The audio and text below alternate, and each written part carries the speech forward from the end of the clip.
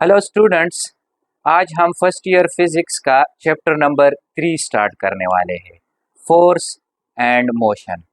Students, अगर हम इस यूनिवर्स को देखें तो इस यूनिवर्स में from the very large objects to the very small objects, जितने भी हमें ऑब्जेक्ट्स नज़र आते हैं वो सारे एक state of continue state of motion में हैं। जैसे कि अगर हम देखें, अगर हम अपने स्टार्स को देखें, अगर हम गैलेक्सीज को देखें तो वो कॉन्स्टेंटली मोशन में है। इसी तरह गैलेक्सीज में जो स्टार है वो कॉन्स्टेंटली मोशन में है। इसी तरह स्टार्स के अराउंड जो प्लैनेट्स है वो भी एक कंटिन्यूस स्टेट ऑफ मोशन में है, और प्लैनेट्स के अराउंड जो उनके मून्स है वो भी कंटिन्यूस स्टेट्स ऑफ मोशन में है। अगर हम अपनी दुनिया में चीज़ें देखें तो बहुत सारी चीज़ें आपको मोशन में नज़र आएगी। इसी तरह अगर हम एटॉमिक लेवल पे जाए, मॉलिक्यूलर लेवल पे जाए, सब एटॉमिक लेवल पे जाए, तो जितने भी स्मॉल ऑब्जेक्ट्स है वो हमारे पास स्टेट ऑफ कंटिन्यूस मोशन में है। जिस तरह मॉलिक्यूल्स है तो मॉलिक्यूल्स जो है मटेरियल्स के अंदर स्टेट ऑफ वाइब्रेशन में होते हैं। इसी तरह एटम्स जो है वो भी स्टेट ऑफ वाइब्रेशन में होते हैं। और एटम्स के अंदर जो सब एटॉमिक पार्टिकल्स है, जैसे कि इलेक्ट्रॉन है, जैसे कि न्यूक्लियस के अंदर प्रोटॉन न्यूट्रॉन है, वो भी कंटिन्यूस स्टेट ऑफ मोशन में है। तो इसका मतलब है कि हमारे यूनिवर्स में मोशन को समझना बहुत ज़्यादा इम्पोर्टेंट है, क्योंकि ज़्यादातर ऑब्जेक्ट्स जो है वो कंटिन्यूस स्टेट ऑफ मोशन में है। तो मोशन को अंडरस्टैंड करना, मोशन को समझना हमारे लिए बहुत ज़्यादा इम्पोर्टेंट है। तो इस वजह से फिज़िक्स में हमारे पास एक ब्रांच है फिज़िक्स का जिसको हम कहते हैं मैकेनिक्स। मैकेनिक्स तो मैकेनिक्स हमारे पास फिज़िक्स का वो ब्रांच है, the branch of physics in which we study objects in motion।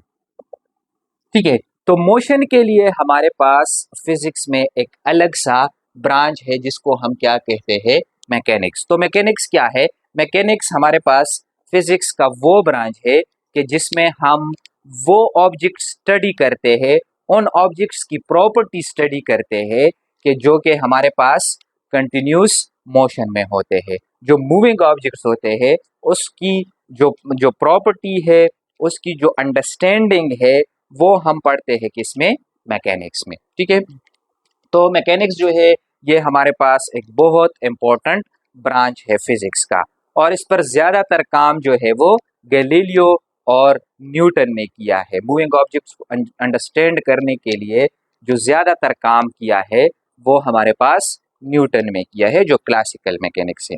अच्छा, अब अगर आपके पास ऑब्जेक्ट्स मोशन में हैं तो दो तरीकों से हम मूविंग ऑब्जेक्ट्स को अंडरस्टैंड कर सकते हैं। जब हम मूविंग ऑब्जेक्ट्स को स्टडी करते हैं और हम सिर्फ और सिर्फ उसके साथ जो रिलेटेड टर्म्स है, उनकी जो प्रॉपर्टीज है वो हम पढ़ते हैं, उसको हम अंडरस्टैंड करते हैं।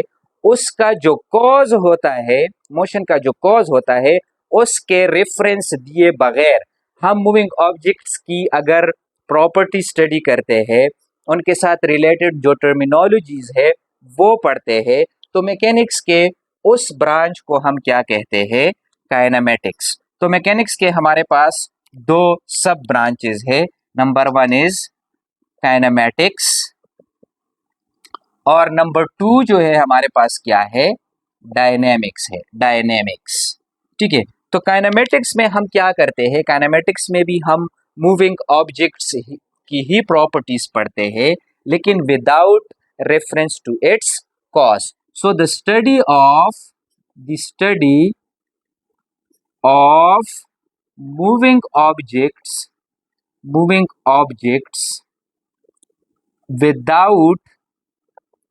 without any reference to its cause।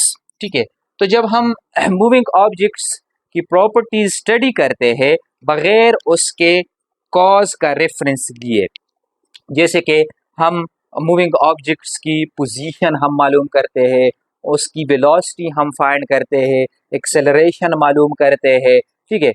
तो ये सारी चीज़ें हमारे पास किस में आती है? काइनेमेटिक्स। तो काइनेमेटिक्स में हम सिर्फ और सिर्फ मूविंग ऑब्जेक्ट्स की प्रॉपर्टीज पढ़ते हैं, लेकिन उसका जो कॉज है उसके रेफरेंस दिए बगैर। तो मैकेनिक्स के उस सब ब्रांच को हम क्या कहते हैं?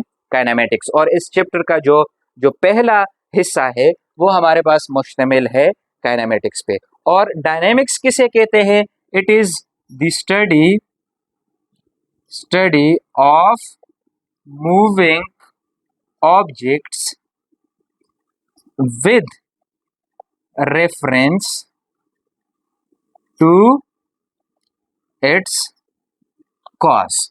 अगर हम मूविंग ऑब्जेक्ट्स की प्रॉपर्टीज स्टडी करते हैं और साथ साथ हम उसके कॉज का भी रेफरेंस देते हैं कि जो मोशन है उसका कॉज क्या है। तो मोशन का कॉज क्या है?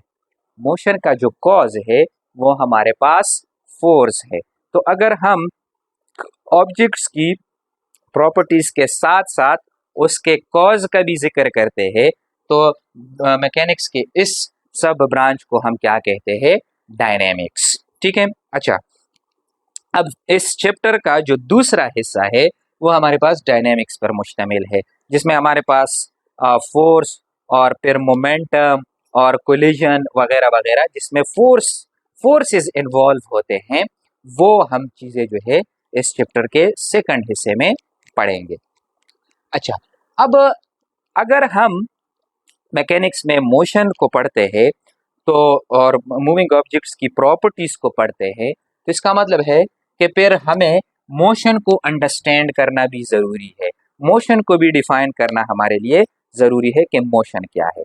लेकिन मोशन को अंडरस्टैंड करने से पहले मोशन का जो अपोजिट स्टेट है वो रेस्ट है, तो रेस्ट को समझना पहले ज़रूरी है, उसके बाद हम मोशन को स्टडी करते हैं। तो रेस्ट और मोशन जो है ये हमारे पास क्या है? ये हमारे पास दो स्टेट्स है, दो हालात है, दो हालत है किसी भी बॉडीज का। एक बॉडी या तो रेस्ट में होगी या मोशन में होगी। तो हम रेस्ट को किस तरह से डिफाइन करते हैं कि एक बॉडी रेस्ट में होगी, तो हम किस तरह इसको डिफाइन करते हैं? So if a body do not change its position with respect to some observer या रेफरेंस पॉइंट या सराउंडिंग। अगर आपके पास एक बॉडी है और वो बॉडी अपनी पोजीशन में चेंज नहीं ला रहा, अपना पोजीशन चेंज नहीं कर रहा, किसके निस्बत से? किसी भी ऑब्जर्वर के निस्बत से। कोई ऐसा एक्सपेरिमेंटर या ऑब्जर्वर हो कि वो उस बॉडी को ऑब्जर्व कर रहा हो, तो उस ऑब्जर्वर के मुताबिक अगर उस बॉडी का पोजीशन चेंज नहीं हो रहा, यानी उसका जो पोजीशन है टाइम के साथ उस पोजीशन में कोई चेंज नहीं आ रहा, वही पोजीशन जो है बरकरार रहता है, तो इस स्टेट ऑफ बॉडी को, इस हालत को हम क्या कहते हैं? मोशन कहते हैं। या अगर ऑब्जर्वर की बजाय हम एक रेफरेंस पॉइंट ले ले, कोई भी हम स्पेस में एक ऐसा पॉइंट, एक ऐसी जगह मुंतखब करे कि इस जगह, इस पॉइंट की निस्बत ये बॉडी अपनी पोजीशन को चेंज नहीं कर रहा। जैसे मैं इस रूम में खड़ा हूँ और इस रूम का वो कोना मेरे लिए रेफरेंस पॉइंट है, तो उस कोने की निस्बत से मेरी पोजीशन में कोई चेंज नहीं आ रहा हो, मैं अपने ही जगह पे खड़ा हूँ, उस कोने की निस्बत मेरा पोजीशन, जो पोजीशन वेक्टर है उसके डायरेक्शन और इसके लेंथ में कोई चेंज नहीं आ रहा, तो मैं कहता हूँ कि मैं क्या हूँ? मैं रेस्ट पे हूँ। या सराउंडिंग, या अगर हम एक बॉडी ले ले और उसके सराउंडिंग के मुताबिक, अगर सराउंडिंग में सारी चीज़ें रेस्ट पे हो तब, ठीक है। अगर हम सराउंडिंग ले ले और वो सराउंडिंग में जितने भी चीज़ें हैं उसकी बनिस्बत उसके पोजीशन में चेंज नहीं आ रहा हो तो हम कहेंगे कि वो बॉडी क्या है, वो रेस्ट पे है। और फिजिक्स में हम जब रेफरेंस पॉइंट की बात करते हैं तो नॉर्मली हम कार्टेशियन कोऑर्डिनेट सिस्टम यूज करते हैं और यहाँ पे हम 2 dimensional Cartesian coordinate system use करेंगे। For the sake of simplicity हम 2 dimensional Cartesian coordinate system use करेंगे और कार्टेशियन कोऑर्डिनेट सिस्टम को हमने डिस्कस किया था, डिफाइन किया था। तो this is X axis, this is Y axis, और ये दोनों जिस पॉइंट पे इंटरसेक्ट कर रहे हैं वो क्या है, वो ओरिजिन है। और यहाँ पे हमारे पास अगर हम किसी बॉडी का रेस्ट या मोशन देखना चाहते हैं तो हमारा जो रेफरेंस पॉइंट होगा वो क्या है, वो हमारा ओरिजिन है। तो लेट अगर एक बॉडी इस पॉइंट पे है इस कार्टेशियन कोऑर्डिनेट सिस्टम में, तो हम ओरिजिन से एक वेक्टर ड्रॉ करते हैं उस बॉडी तक, एक स्ट्रेट लाइन ड्रॉ करते हैं और उस पे एरो हेड लगाते हैं। So this is the position vector.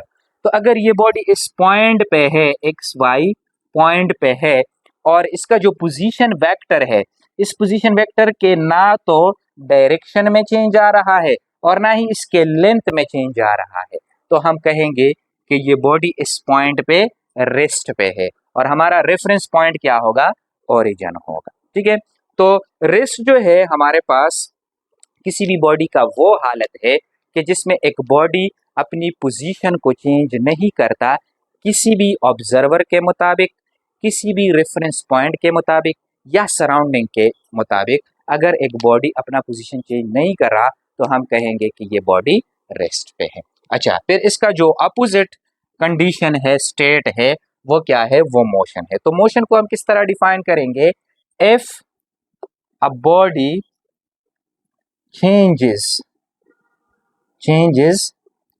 its position with respect to यही तीन चीजें, some observer, ठीक है, या रेफरेंस पॉइंट, या सराउंडिंग। ठीक है, तो हम कहेंगे कि ये बॉडी क्या है, ये बॉडी मोशन में है। अगर एक बॉडी किसी भी ऑब्जर्वर के मुताबिक, किसी भी रेफरेंस पॉइंट के मुताबिक या सराउंडिंग के मुताबिक अपना पोजीशन चेंज कर रहा है तो हम कहेंगे कि ये बॉडी क्या है, रेस्ट में है। जैसे कि मैं एक बॉडी हूँ और जो रूम है इसका वो कॉर्नर हमारा रेफरेंस पॉइंट है और मैं मूव कर रहा हूँ, तो उस कॉर्नर से मेरी पोजीशन में चेंज आ रहा है। जैसे ही मैं मूव करता हूँ मेरी पोजीशन में, इससे अगर मैं पोजीशन वेक्टर ड्रॉ करूँ तो इसके लेंथ और डायरेक्शन में चेंज आ रहा है। इसका मतलब है कि मैं अपना पोजीशन चेंज कर रहा हूँ उस ऑब्जेक्ट के मुताबिक, तो मैं क्या हूँ, मैं मोशन में हूँ। या मैं अगर अपने कैमरामैन के अपना कैमरामैन मेरा ऑब्जर्वर है और वो मुझे ऑब्जर्व कर रहा है और मैं मूव कर रहा हूँ, ठीक है, तो उसके हिसाब से मेरा पोजीशन क्या हो रहा है, चेंज हो रहा है। तो इसका मतलब है कि मैं क्या हूँ, मोशन में हूँ। या अगर हम देखें तो हमारा जो अर्थ है वो हमारे पास मूव कर रहा है अराउंड द सन। तो सन अगर मैं रेफरेंस पॉइंट ले लूँ और अर्थ को मैं ऑब्जेक्ट ले लूँ तो अर्थ जो है सन के हिसाब से मूव कर रहा है, उसका पोजीशन चेंज हो रहा है और उसी की पोजीशन की चेंज होने की वजह से ये जो दिन और रात लंबी होती है और ये जो सीजन्स में चेंज आता है, ये इसी अर्थ के सन के अराउंड मोशन की वजह से हो रहा है। ठीक है, तो कोई भी बॉडी अगर किसी ऑब्जर्वर, किसी रेफरेंस पॉइंट या किसी भी या सराउंडिंग के मुताबिक अपना पोजीशन चेंज कर रहा है तो वो बॉडी हमारे पास क्या होगी, वो बॉडी हमारे पास। अच्छा, तो ये तो रेस्ट और मोशन की बात हो गई। अब जो रेस्ट और मोशन है, rest and motion are relative terms. तो ये जो रेस्ट और मोशन की जो कंडीशन है ये कोई यूनिवर्सल कंडीशंस नहीं है। मतलब है कि कोई बॉडी जो है अगर आपके पास रेस्ट में है तो वो यूनिवर्सली रेस्ट में नहीं हो सकती। यानी अगर एक बॉडी आपके पास रेस्ट में है तो ज़रूरी नहीं कि वो दूसरे ऑब्जर्वर के मुताबिक भी रेस्ट में होगी। तो रेस्ट और मोशन जो है ये रिलेटिव टर्म्स है। जैसे कि फॉर एग्जांपल मैं आपसे पूछूं कि मैं रेस्ट में हूँ या मोशन में हूँ, तो आपका जवाब क्या होगा? तो मैं रेस्ट में भी हूँ और मोशन में भी हूँ। कैसे? मैं अपने जो कैमरामैन है उसके मुताबिक, उसके पॉइंट ऑफ व्यू से मैं रेस्ट पे हूँ। लेकिन अगर मेरा रेफरेंस पॉइंट सन है या कोई ऑब्जर्वर सन के ऊपर खड़ा है, तो उस ऑब्जर्वर के निस्बत से, उस ऑब्जर्वर के हिसाब से मैं मोशन में हूँ, क्योंकि हमारा जो अर्थ है ये सन के अराउंड रिवॉल्व कर रहा है। तो अगर सन के अराउंड अर्थ रिवॉल्व कर रहा है तो साथ में मैं भी रिवॉल्व कर रहा हूँ, तो मेरा जो पोजीशन है सन के हिसाब से उसमें चेंज आ रहा है। लेकिन मेरी पोजीशन में मेरे जो कैमरामैन है इसके हिसाब से कोई चेंज नहीं आ रहा, तो मैं रेस्ट में भी हूँ और मोशन में भी हूँ। तो रिलेटिवली मैं रेस्ट पे भी हूँ और मोशन में भी हूँ। So it depends upon the observer और दी रेफरेंस पॉइंट। जैसे कि अगर हम इस तरह से भी इसको एक्सप्लेन कर सकते हैं कि अगर आपके पास एक बस जा रही है और उस बस में दो बंदे साइड बाय साइड बैठे हैं, दो सीट्स पे बैठे हैं, और एक बंदा बस को बाहर से ऑब्जर्व कर रहा है। तो उन दो बंदों में से एक बंदा अगर हम ले लें, हम कहें कि वो रेस्ट पे है या मोशन में है, तो वो रेस्ट में भी है और मोशन में भी। कैसे? जो उसके साइड पे बंदा बैठा है उसके हिसाब से वो रेस्ट पे है, लेकिन जो बाहर से ऑब्जर्वर उसको ऑब्जर्व कर रहा है उसके हिसाब से उसके पोजीशन में चेंज आ रहा है, तो वो मोशन में है। तो जब भी हम रेस्ट और मोशन की बात करते हैं तो उसके लिए हमने रेफरेंस पॉइंट स्पेसिफाई करना होगा, उसके लिए हमने ऑब्जर्वर स्पेसिफाई करना होगा कि हम किस ऑब्जर्वर, किस रेफरेंस पॉइंट की निस्बत से बात कर रहे हैं, उस हिसाब से वो बॉडी रेस्ट या मोशन में होगी। और ऐसा सच कोई यूनिवर्सल रेफरेंस पॉइंट या यूनिवर्सल ऑब्जर्वर नहीं है कि हम वो यूनिवर्सल रेफरेंस पॉइंट का हवाला दे कि उस हिसाब से जो है ये बंदा रेस्ट में है या मोशन में है। हम जब भी रेस्ट और मोशन की बात करेंगे तो हम इस यूनिवर्स में कोई रेफरेंस पॉइंट देंगे कि उसके हिसाब से ये ऑब्जेक्ट या ये बंदा जो है वो रेस्ट में है या मोशन में है। और इसको हम इस तरीके से भी एक्सप्लेन कर सकते हैं कि देखिए, अगर हम एक स्पेसशिप ले लें आप, और आप उस स्पेसशिप में बैठे हैं और इस पूरे यूनिवर्स में और कुछ भी नहीं है, there is complete empty universe, कुछ भी नहीं है, सिर्फ आप है, आपका स्पेसशिप है, और वो जो स्पेसशिप है वो उस यूनिवर्स में है। तो क्या आप ये मालूम कर सकते हैं कि आपका जो स्पेसशिप है वो रेस्ट पे है या कांस्टेंट वेलोसिटी के साथ मूव कर रहा है?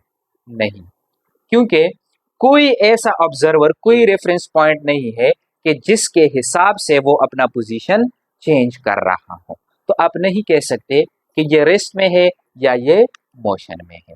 या अगर आपका स्पेसशिप है और आपके स्पेसशिप के नियर बाय कोई दूसरा स्पेसशिप गुजर जाए, तो क्या आप बता सकते हैं कि आप मोशन में है और वो रेस्ट में है, या वो मोशन में है और आप रेस्ट में है? नहीं, दोनों एक दूसरे के निस्बत रिलेटिवली मोशन में है। ठीक है, तो रेस्ट और मोशन की हम जब भी बात करेंगे, हम क्या करेंगे, हम जो है एक रेफरेंस पॉइंट स्पेसिफाई करेंगे। तो ये बहुत इंपॉर्टेंट कंसेप्ट है कि रेस्ट और मोशन जो है ये यूनिवर्सल कंडीशंस या यूनिवर्सल स्टेट्स नहीं है, they are relative states. So this is all about today lecture. इंशाल्लाह हम नेक्स्ट लेक्चर के साथ हाजिर होते हैं।